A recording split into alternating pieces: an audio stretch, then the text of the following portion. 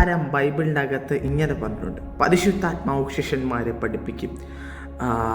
ആ വാക്യങ്ങൾ യോഹന്നാൻ 14 അധ്യായം അതിൻ്റെ 26 വാക്യവും യോഹന്നാൻ 16 അധ്യായം അതിൻ്റെ 8 വാക്യത്തിലും ഇങ്ങനെ കിടപ്പുണ്ട്, പരിശുദ്ധാത്മാവ് ശിഷ്യന്മാരെ പഠിപ്പിക്കും.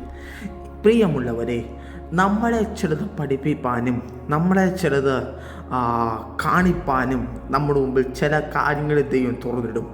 ചില മേഖലകൾ നമുക്ക് മുമ്പിൽ തുറന്നു വരും. പക്ഷേ അത് നമുക്ക് ഒട്ടും ഏറ്റെടുക്കുവാൻ കഴിയാത്ത കാര്യങ്ങളായിരിക്കും ഒരു പക്ഷേ ദൈവം നമുക്ക് മുമ്പിൽ തുറന്നു തരുന്നത്. ഒരു പക്ഷേ ആ സമയം നമുക്ക് വേണ്ടാത്തതാണോ വേണ്ടതാണോ എന്ന് ചിന്തിപ്പാൻ പറ്റാത്ത നിലവാരത്തിലുള്ള കാര്യങ്ങളായിരിക്കും ദൈവം ആ സമയം നമുക്ക് വേണ്ടി തുറന്നു തരുന്നത്.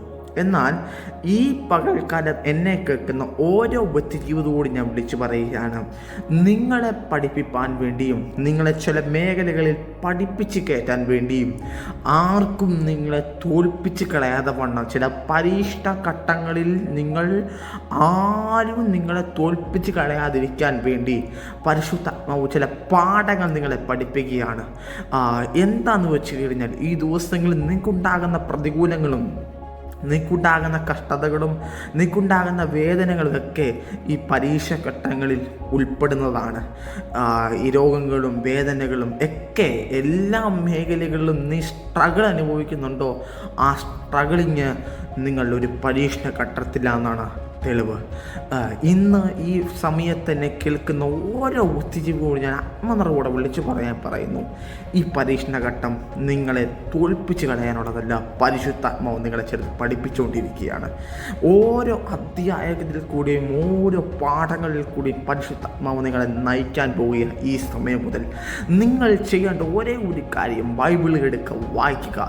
ആദ്യം നീ തുറക്കുന്ന വാക്യം ഏതാണോ അന്ന് ആ ദിവസം നീ തുറക്കുന്ന വാക്യം നിന്റെ കുടുംബത്തിനകത്ത് പ്രവർത്തിച്ചു തുടങ്ങും. നീ ഏത് വാക്യമാണ് അന്ന് ദിവസം എടുത്ത് വായിക്കുന്നോ ആ വാക്യങ്ങൾ നിന്റെ കുടുംബത്തിനകത്ത് പ്രവർത്തിച്ചു തുടങ്ങും. ഇത് പരിശുദ്ധാത്മാവ് ചിലത് നിന്റെ കുടുംബത്തിനകത്ത് ചെയ്യുന്നതിൻ്റെ അടയാളവുമായിരിക്കും. ഇത് നിങ്ങളുടെ കുടുംബത്തിനകത്ത് പരിശുദ്ധാത്മാവ് പ്രവർത്തിക്കാൻ തുടങ്ങുന്നു. ദൈവിക ദൂതന്മാരുടെ സന്ദർശനങ്ങൾ ഉണ്ടാകാൻ പോകുന്നതിനുള്ള തെളിവായിരിക്കും. ദൈവമക്കളെ, നിങ്ങൾ ചില പരീക്ഷണ ഘട്ടങ്ങളിൽ ജയിച്ചു കയറുവാനുള്ള സമയമെടുത്തിരിക്കുന്നു. ആമേൻ.